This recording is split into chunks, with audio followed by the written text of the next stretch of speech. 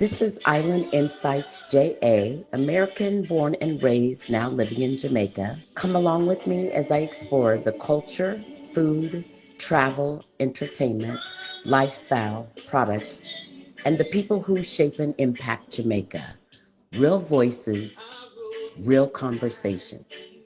Born Jamaican from the western side of Jamaica, the parish of Hanover. Last of 8 children. Nothing else was allowed to play in the house. We weren't allowed to listen to reggae music. I got introduced to classical music my first day at high school. Trained classically at high school. And that's where it all began. Welcome to the channel. Welcome to Island Insights, Benjy Myaz. It's a pleasure to have you here. My great honor. My great honor. Before we talk music, I want to talk you. Who is Benjy? All right. I am a born Jamaican from the western side of Jamaica, the parish of Hanover. Last of 8 children. You say 8 children? Yes. Of 6 boys, the last also. Born to play music, I would say. Been playing ever since I was 7 years old.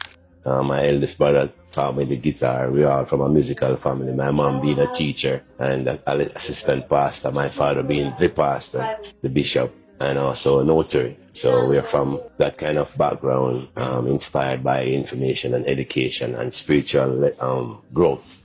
Growing up in the church. So that's the fundamentals, and everything has happened after that. So you grew up in a family who was a musical family. So I imagine you're hearing music being played in the background, or people walking around with their day-to-day chores humming music. Long time. And so what type of music were they listening to? Were you exposed to? Gospel. Nothing else was allowed to play in the house. Aha. My mom being a chore singer. When she's working, she's also, like I said, a teacher, but when she's at home doing housework, she's always singing the gospel, singing the spiritual, neo-spiritual music. So we grew up with that. I got introduced to classical music my first day at high school, which is in Montego Bay, after going through preschool, which we call the basic school, and junior high, all-age school.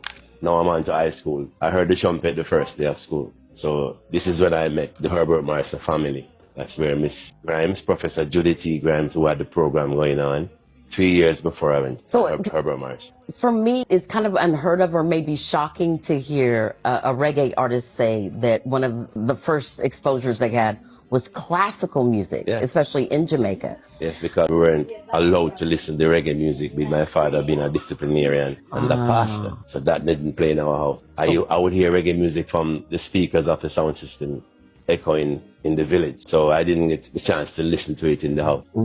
Right? So I'm exposed to gospel, which is really the first from the church, gospel music, but trained classically at high school. Okay. And that's where it all began. I did classical first, but by virtue of the radio. So what I did was to buy myself a watch with a radio. When I was about 10, 11 years old, I bought a watch, a digital watch with a radio. I had 2 miles to walk every morning before I caught the bus. So I would use that as my inspiration, listen to radio. And that's how I knew of reggae music. That's fascinating. And the sound system is in the area. And coming from other people's homes, you could hear it. But within our space, we didn't listen. So did you get an opportunity to then kind of study classical music, classical composers? Herbert Marson was the place where everything happened. So we went there in 1979. The music program was there from 1976.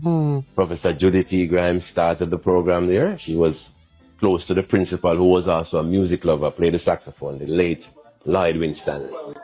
So he had this kind of, it's a symmetric, where Indiana State University was using Herbert Marson as an internship for its students. Professor Jack Grimes would run the program. So the minute you go on to high school, you could join the band. There's a beginner's band and there's an advanced band. As someone graduates, someone replaces them from the beginner's band. So I'm going to share this a little bit with the audience. And this was really, I just found this out last night, honestly. I was doing my research, my due diligence, and I watched a previous interview with Benjy. And I heard him mention the names Judith E. Grimes. And I nearly fell off the bed because I am an American, as you know. I grew up in a small town in Indiana by the name of Terre Haute, Indiana. And at that time, I went to a school that was called a lab school. It was more so a school for children of professors, I believe.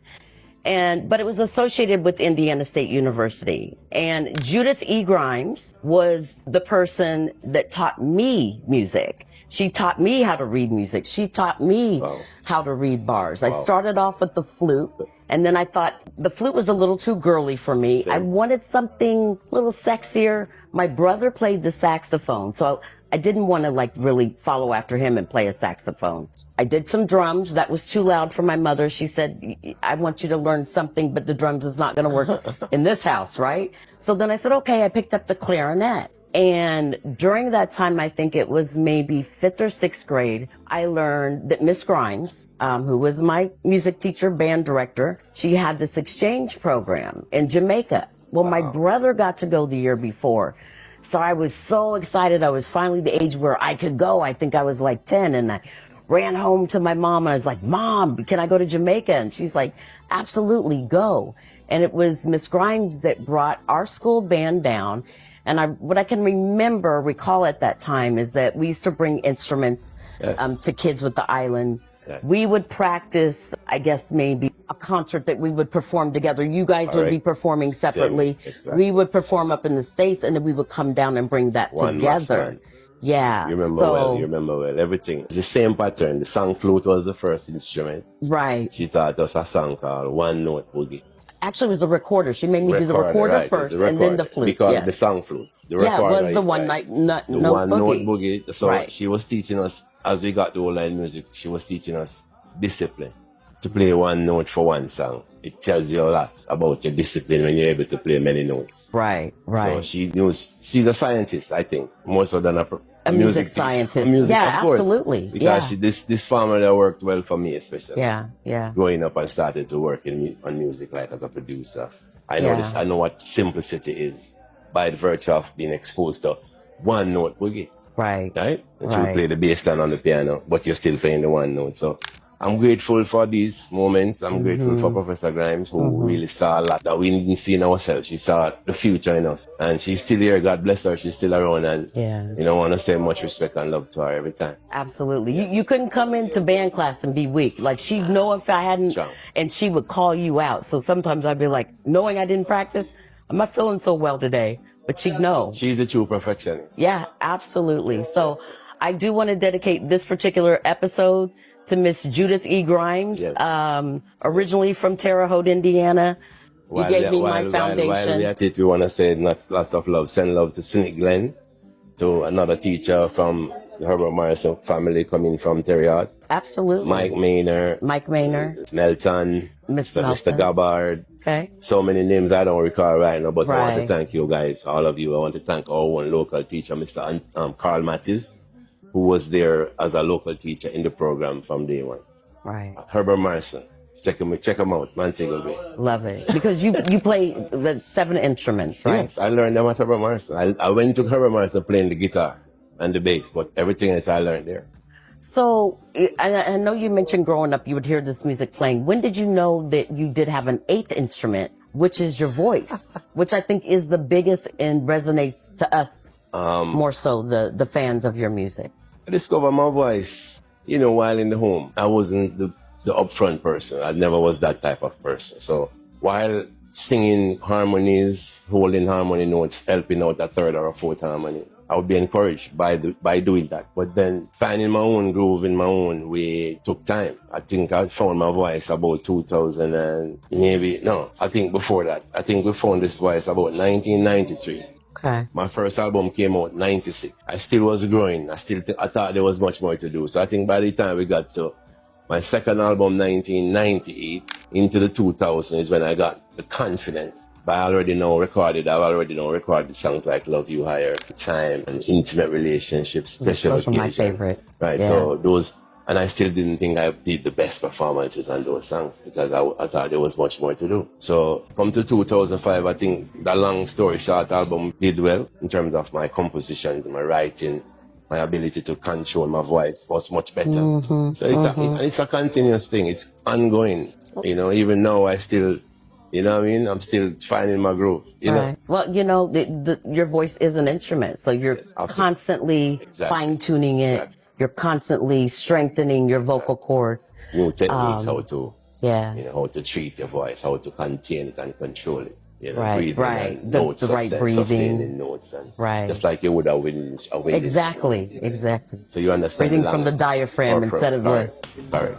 your Yeah, throat. Yeah. correct. I love that. Now, you know, your voice being the eighth instrument, and I think the strongest of the instruments that I've heard you play You thus think so? far. Absolutely. But I know, you know, that particular instrument, you know, requires a lot of exercising too. Yes. It's just like, you know, learning to play the guitar. Yes. As you practice, you're going to get better. Yeah, You're going to correct. get smoother. You're going to get stronger. So when did you realize that your voice was really your best eighth instrument, Benjy? When I found my voice, I never liked it. Yeah?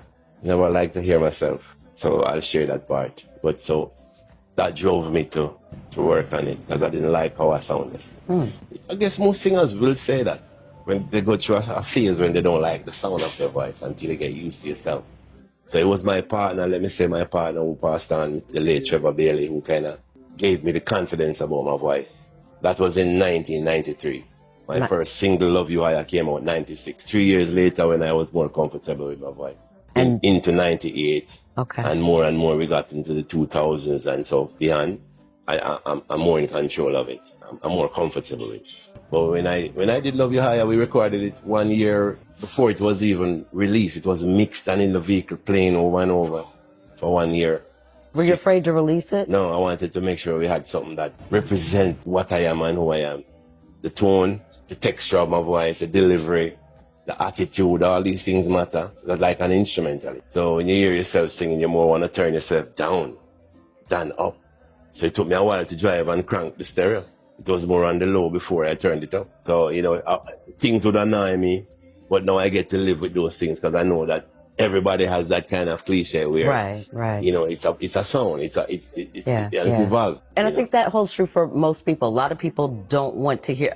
For me, it's painful to listen to myself or to watch myself on video. It's all I can do to go home and watch myself on video because I'm my worst critic, right? So I dissect everything. Well, what we learn so to I can do is understand we learn to do what's in us because we're really not doing it for us. It only represents us, but we're doing it for the fans, the ones who are listening and watching. So being so critical sometimes of the things we do, it overshadows the purpose because it goes over the head of the fan. They don't really care about that perfectionist attitude. They want to get the substance and that's enough. So I'm kind of learning how to balance myself. So it's a balancing thing because you can get too critical of yourself and mess up something that's already good. Right. And it's the hardest thing to tell yourself, say that song is complete. It's difficult to say that song is finished. Right. When, you know, and then the worst thing to do is to play your stuff for people who don't understand the mission. They're just critical, which makes you more paranoid. So not to do that, but more listen to your fans. Take the comment from the fans. You know, there are times when I'm performing on shows and early days and people here in Jamaica don't really clap you instantly. They watch it and they listen. So it can be a little intimidating when you don't get that resounding and encore or applause. Right. But then if you're in the supermarket and you will see someone come over and say, you did very well on that show. You did 2 days ago. That's the same show you thought nobody was listening. Right. So my thing is to always do well. If it's raining and there's nobody, the cheers must say the same thing.